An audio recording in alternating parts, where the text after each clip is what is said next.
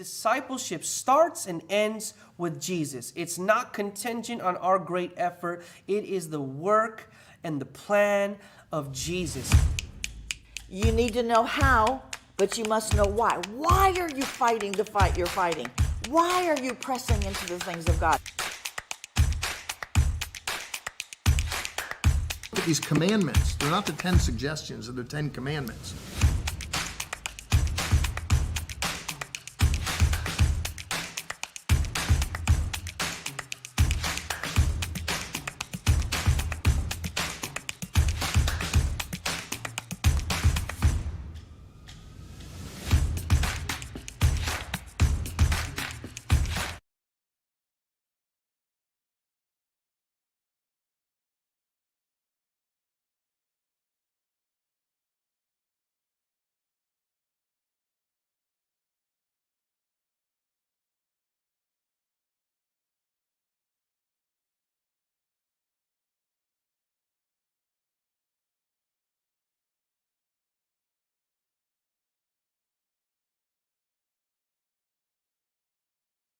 Discipleship starts and ends with Jesus. It's not contingent on our great effort. It is the work and the plan of Jesus. You need to know how, but you must know why. Why are you fighting the fight you're fighting? Why are you pressing into the things of God? Look at these commandments. They're not the 10 suggestions, they're the 10 commandments.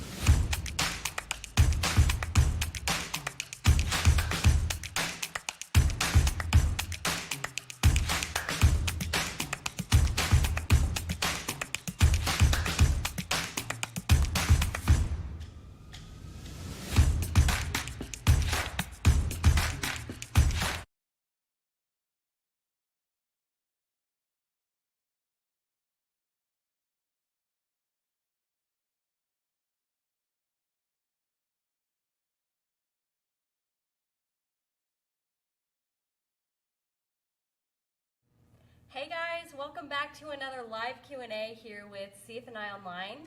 My name is Katie and I'm so excited to have you join us for what I'm sure is going to be a very fun and Q&A that's full of laughter and surely some interesting stories. So this month we have a special person. She teaches both here on campus and in the online school. Yep. This is Miss Susan Bozarth. Greetings. Thanks for being here with Wonderful. us. Wonderful I'm really to be here. excited to see what we have today. Thank you for having me. So make sure that you're sending your questions now through the rest of the Q&A. You can do that on Facebook and YouTube. We have some that you guys send in early, so we're just going to go ahead and jump in. Okay. So why don't you start by just telling us how you got to CFNI and a little bit about what classes you teach. Okay. It was back in 1975. I know when I say that to the students that are on campus, they look at me like, you know, it's antique time, but I always assure them we really did have electricity and everything back then. So Randy and I came to Christ for the Nations in 1975. His brother actually had come first, and he called back home and he said, you guys, this is where you need to be. Because we knew we were called to ministry. Yeah. But we were just kids. We were early 20s. And so we came in 1975, spent the 2 years. I wasn't able to go full-time. We didn't have the finances to do that, but I went part-time, and I got in on all the free stuff that I possibly could. So back then it was a 2-year program. So we did 75 to 77, got trained, left here in 1977, went to Florida, started our first church. Back in 92, then we came back and worked here at the school, which I am still here. Right. Right. It's exciting. It is. You probably know a lot more than most people do just about the changes and the seasons. I do. I have a lot of history. I had the privilege of actually working with and being a friend with Mrs. Frida Lindsay, the co-founder. So she was a unique person.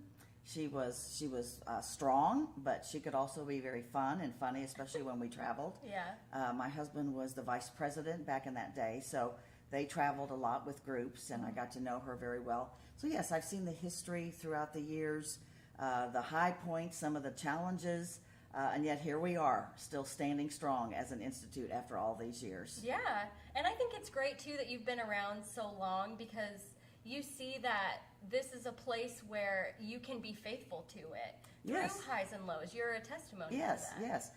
Listen, Randy and I, when we came back in 92, we knew we felt called to the ministry here. Doesn't mean we didn't travel and do some of our own ministry. Many teachers here do that. But we knew there was something very unique about this place. The foundation, of course, for me, is a high point. My husband actually is the one that started the archives, which I believe they call the heritage rooms now. Yeah. Because he understood the importance of students that come through today, whether you're online or on campus, need to know the history of this place. Yes. Which will encourage them that we are still standing Yeah. After all these years, because so many people start well but don't finish well. Right. So our goal always should be to finish well, whatever we're doing. Yeah. So CF&I has been an example in that for sure. That's great. So then, what kind of classes do you teach or have you taught on campus, and what do you teach online? Okay, so I have been teaching probably, I'm going to say since 2000, so that's 22 years, filled in before that. So on campus, this coming semester, I'm getting ready to teach effective biblical counseling. But I Right. also teach that online. So I would say that, I don't want to say it's my favorite class, but it's absolutely one of my favorite. Yeah. And I realize the reason is I lean more towards pragmatic, meaning practical aspects. And I want to hear something that's going to help me live my life the next day Yeah. or that day. And so a counseling class is real basic, but I think that's the one that really is pragmatic. But I also teach Joshua and Judges, which I love teaching that class, the history of that, inheriting what belongs to us, possessing our possession. I teach 1st and 2nd Peter. I don't think I do that one online yet, but 1st and Yeah. 2nd Peter is just full of the truth of what Peter, there's so much doctrine and theology in 1st and 2nd Peter, but we all love Peter because he was such a mess up. Yes. And so I think maybe that's why I was drawn to him because of all of his failures, and yet there's hope beyond failure. Yeah. And Peter's life exemplifies that. Yeah. I used to teach 1st and 2nd Timothy and Titus. Those are the pastoral epistles. I used to do a women's class. That was a fun class to do. Oh, I suppose there's other ones. Oh, I used to do minor prophets many years ago as well. Wow. So a lot of different ones. Leadership, of course, that's my core. Is I've been in leadership in ministry since I was 18. So Yeah. I do love teaching on leadership. Yeah. And I took your biblical counseling class, and it was one of my favorite courses because it is so practical. Yes. You don't have to be a counselor or studying Right. something like that to be able to use the information that you taught. Right. My premise is this: we all counsel. Yep. We maybe don't call it that, but if you go to lunch with somebody, at some point, one of you is going to do some counseling. Yeah. At least passing, passing an opinion, giving some insight. So I think it's just valuable to have some real basic guidelines and a basic understanding of counseling because we all do it. Yep, absolutely. Okay, well, let's see here. So we have, what are some common issues you see in Christian leadership today? Well, I do hang around a lot of leaders, a lot of young leaders, and I think today the challenges, let's just use pastoral ministry to begin with. I think the challenges for pastors today is even much more difficult than back, let's say, in our day when we pastored back in the 80s, because the cultural issues are so much more divisive. And I think the message of the church has become muddled. I think because many times leaders try to compensate and try to be relevant to culture. I get that, but if you spend too much trying to be relevant to culture, you may lose your relevancy to the kingdom and to the church. Yeah. I think we need to go back to the basics of let your yea be yea and your nay be nay, and let your word be clear and truth. People need guidance and leadership. You don't want to be double-minded. You want to speak a clear word to bring to people as leaders. Yeah, absolutely. And I think even through that, you also want a message that does reach people. So how do you think you balance then being truthful but finding a way to, maybe it's not even about being relevant, but how do you find a way to reach people through that? Mm-hmm. Well, there's today, again, the young pastors and leaders that I speak to, they are so creative. You guys have so many more tools available to you than we did back in the olden days. You do have the tools of teaching.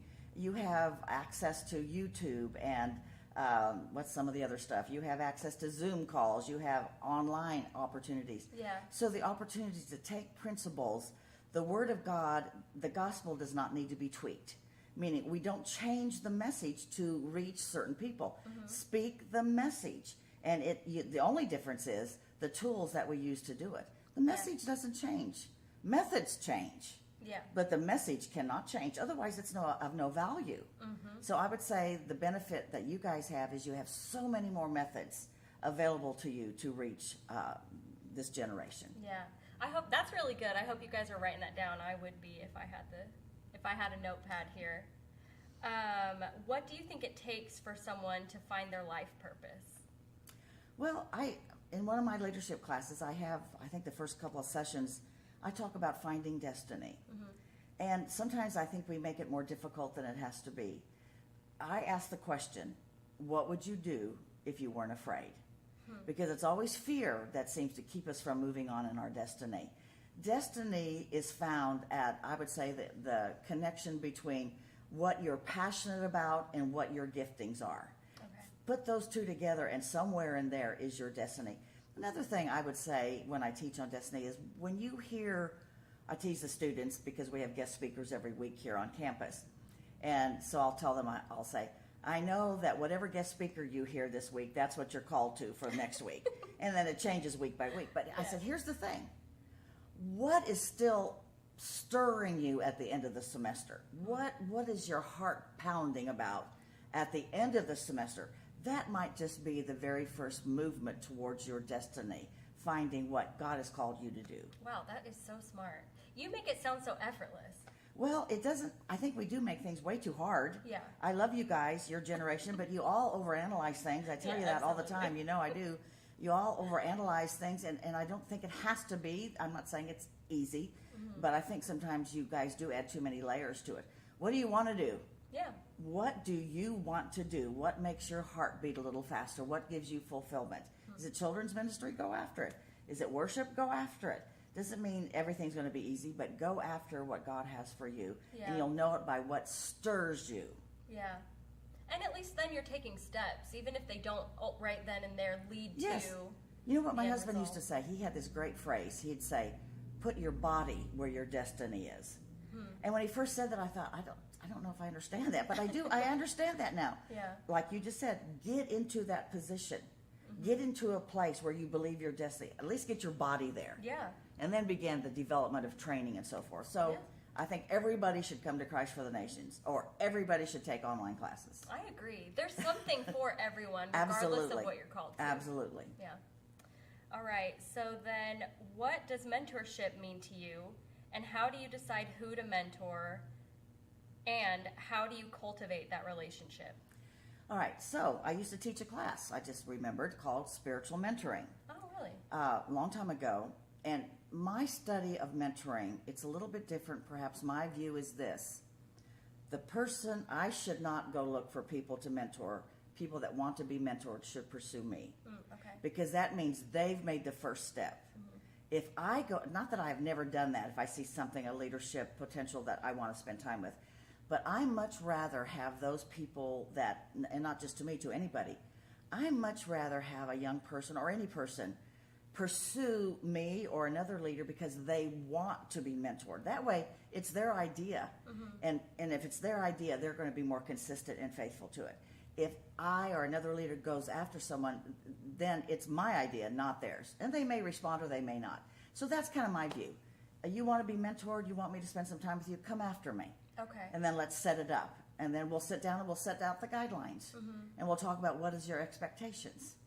And then we go step by step and develop it that way. That's my view. Not everybody may go do that, but that's how I do it. So then, do you have a more formulaic way that you go about that process, or is it dependent on the individual? It's dependent on the individual. What are they wanting? What do they need? Is okay. it just they want to spend time just talking about issues?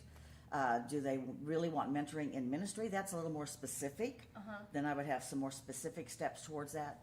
I found most of the time they just want the relationship. They just want to hang out with, whether it's me or other leaders, they just want to hang out and talk and get ideas, and we learn from one another. Yeah. Listen, when there's someone that wants me to mentor them, I learn just as much from them by listening to them. I love it. I love hearing your testimony and their testimony, what they're wanting. So that encourages me as a leader.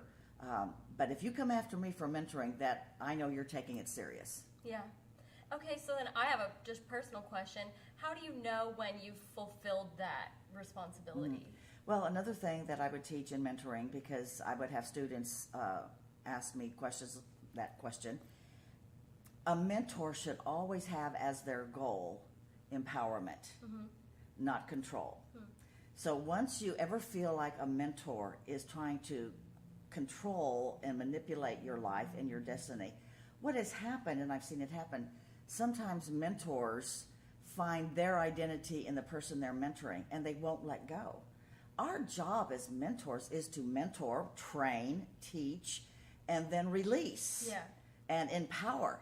So I would say to anybody that's being mentored, and you need to sense it too when it's time, if you ever feel like somebody is holding on to you, then they're wanting you to, they're getting their identity in what you are to them instead of release. So it's empowerment. So if anybody gets too dependent, you don't want to get in that codependent relationship. Right. And get your identity in each other. That's not healthy. So my goal is to help, train, teach, encourage, and then, man, go after it. Yeah. Go do it. Yeah. And so if you're I'm repeating, but I want to say this point again. If you are in a mentoring relationship and you feel like someone is controlling and won't let you go, that is not healthy. Right. You need to break that thing and move on. Right. And by the same token, I think even in healthy mentorship relationships, when you feel the sense that it is time for you to let go, or it's the mentees realizing, hey, I think I have what I need, then you can release that, and it's probably, it feels effortless to do. And it doesn't mean the relationship is broken. Right. It doesn't mean you can't. I have young people that I'm friends with that were students 20 years ago that I'll still hear from. I love it. It's just the dynamics have changed.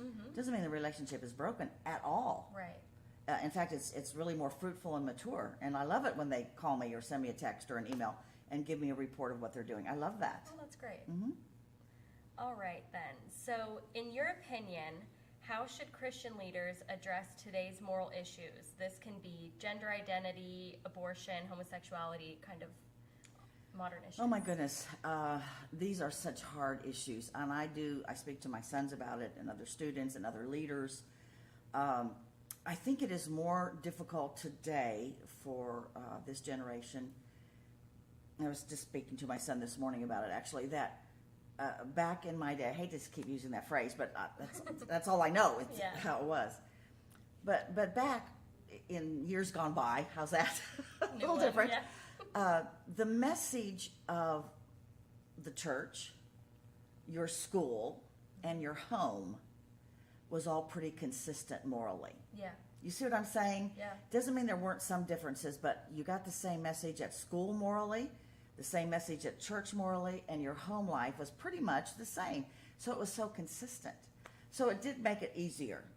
But today, not only do people not know the difference between right and wrong, the lines are absolutely blurred. I knew the difference between right and wrong. I didn't always do what was right. Obviously, I was a mess, if you want to hear some of those stories, but that's for another time.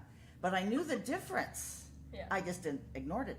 But I'm telling you today, what leaders are dealing with are people that really do not see anything wrong with some of that. And then if you do try to address it, then you are accused of being a bigot and uncaring and unfeeling. Listen, the leaders I talk to, that's not their heart. Their heart is compassion and mercy and the understanding that we don't understand everything they're going through, but man, that heart of compassion is real. You have to do your research on these things. You have to get the right people to give you the insights on these things. These are difficult situations today. I just encourage young leaders to do your research, study, know what's out there, know what they're saying. Don't assume. Yeah. I've gotten in trouble a lot of times when I have assumed how they think. Find out what's going on. Sometimes you can relate it back to hurts from the past, but it's not always that. But do the research, find it. But it's difficult. I pray for leaders, young leaders today, because they are dealing with cultural issues that were not ever even heard of back in my day. Right, and I would think it's very important for these leaders to have answers at Yes. this point too. Yes, and yet the freedom has to be, you're not going to have all the answers. That's why it's important, again, to go back to the message of the gospel. It does not need to be tweaked. The only thing that needs to be addressed is how is it presented? Is it presented in hellfire and brimstone, or is it presented in the mercy and grace of God? Yeah. And I think that's going to be the difference dealing with people that are so confused about identity and some of the Absolutely. issues that are dealing with, is having that moment of grace and compassion, not celebrating the lifestyle that we disagree with, but having grace for the person. I think that is what has helped me, because I have even some, acquaintances that are in a lifestyle that I do not approve of. I will never celebrate their life choice, but I certainly will love them and be gracious with them and keep every opportunity for dialogue with them. That's how I've had to work it out through in my own life, dealing with these things. Yeah, I think keeping the door open is Absolutely. so important. Absolutely. You don't throw anybody away. Yeah. Ever. Yeah. The grace of God and His mercy. Yes. What's the word say? It's new every morning. Okay, so do you mentor online students as well? Well, it's a little more difficult. I have had, just throughout the years of doing online, where it's been a little bit of emailing back and forth. So, Yeah. or if somebody, I had somebody the other day say, would I meet and do a Zoom with them? So I'm willing to do that. So not a lot, because it's a little more difficult. It's much more easy, here on campus, run out for coffee, because Yeah. I'm kind of known for running out for coffee. Yes. In fact, would you go, or no, I was gonna say, have a coffee ready for me when this is over. But yes, I have. It is more difficult, but it's not impossible. Okay, that's good to know. I think for some of our online Sure, students that sure. enjoy you too. Sure. All right, then what is the difference between biblical counseling versus clinical counseling according to your point of view? Well, I think as Christians, our whole premise has to be biblical counseling. Yeah, But that does not mean clinical counseling is our enemy by any means. right. One of the things I say early on in my biblical counseling class is, if someone comes to me, let's use the example of depression, because that's certainly rampant today. Yeah, The first thing I would say to somebody that came to me for counseling because of depression, I would say, go get a physical. Because sometimes you start many times in the clinical aspect, because we are spirit, soul, and body. And I think sometimes people have found that, just clinically speaking, they are maybe deficient in some vitamin B, for instance. I'm not trying to oversimplify, but I am using that as an example. So I am not against clinical counseling at all, and clinical treatment initially, along with biblical counseling. They're not synonymous, but they're not enemies. Yeah. And I don't think we should ever put that on people either. Biblical counseling is the freedom that we can receive through the scriptures, the truth of the scriptures. But boy, if I need my appendix taken out, I don't need counseling. I need a doctor. So Yeah. I think we need to find that balance and don't make people feel guilty if they need to get to a doctor for help. right. You can do both. Yeah, and I think to that point even, there's a lot of misunderstanding about clinical counseling, because we have Jesus, so we have the ultimate healer, but He has empowered doctors to heal your physical body. Absolutely. Through people take medicine. Right. If I have a headache, can I pray? Yes. But do I take Tylenol? Yes, I do. Right. I do, and I don't You feel can bad have about it. both. There have been times where I've gone through different physical battles, including depression. And if I get on any kind of medication, I've always told my family this too, I'll take that medication, because I don't like taking any kind of antibiotic or anything. But I'll take my medicine and I put it in my hand and I bless it to my body. And I pray over my medicine. I know that may sound crazy, but that's just me, and I get to do this because I'm talking. I'll pray over my medicine. Lord, bless this medicine to my body. Let it do what it says it will do without the side effects. Because you read some of the side effects, yeah. take this medicine, you might lose an arm, but you're going to feel better. Yeah. So I just believe in prayer. Yeah. Whether it's clinical, biblical, prayer. Pray over that medicine. I do it with any kind of medicine throughout the years I've had to take. Bless it to my body, Lord, and keep me safe from any evil, negative side effects. Yeah, that's a Amen. great idea. It Actually. is. It is a good idea. All right, then what are some of your favorite life lessons that you've learned just in your life experiences? Oh my goodness. Well, as we were talking earlier, I think as a young woman, I was only 18 when I got married. I'd been a Christian for 6 months. Randy and I got married, and I was in full-time ministry. Wow. I don't recommend that. Yeah. Maybe it was 7 months. I don't recommend that, but for me, again, it was the Jesus movement. There was just so much going on, and I feel sometimes like the Lord was saying, okay, I need to get her off the streets, so just grab me up and get me. And I was full-blown ministry at a very early age, and it was difficult because I spent so much time in those first few years comparing myself, because I had no background. I had no understanding. Randy was raised in a full gospel church. I was raised Catholic, so I had some moral background, but no understanding of ministry. So I think the biggest life lesson for me that changed the course of my life was accepting myself for who I was and the giftings that I had, although I felt like I had no giftings. I couldn't play. Back in those days, people would look at you as a youth pastor or a young woman pastor's wife. I couldn't play the piano. I couldn't sing. I wasn't very sweet. I can't cook. So, I mean, I had no qualifications. Yeah. So that I struggled with that early on, and I even remember crying, Randy, you should have married, so-and-so, which was so stupid. Years later, I said, you were so stinking lucky you got me, because I'm exactly what you needed. And then I heard someone say, or I read someone make this phrase, that man calls us according to the gifts they see, but God gifts us according to our calling. Yeah. And I know I use that in classes, and the truth of that just came home to me. Because in the natural, I had no giftings, but there was a call on my life. And so God came along and he gifted me, gave me gifts to fulfill the call. So that was probably one of the earliest and most important decisions and revelations I had that kind of set the course for the rest of my life. Yeah, and that message of comparison is one that is still also Oh my prominent goodness. today. Yes. And dealing with rejection. Of course, we talk Yeah. about that in the counseling class. Rejection and insecurities. Those are real life issues, and they shouldn't be minimized. They should, because they can set the course for a person's life. So we talk about that a lot in the counseling class as well. Yeah. So then how do you feel like you were able to even come to that understanding of what you're, not struggling with comparison anymore? It took time. Yeah.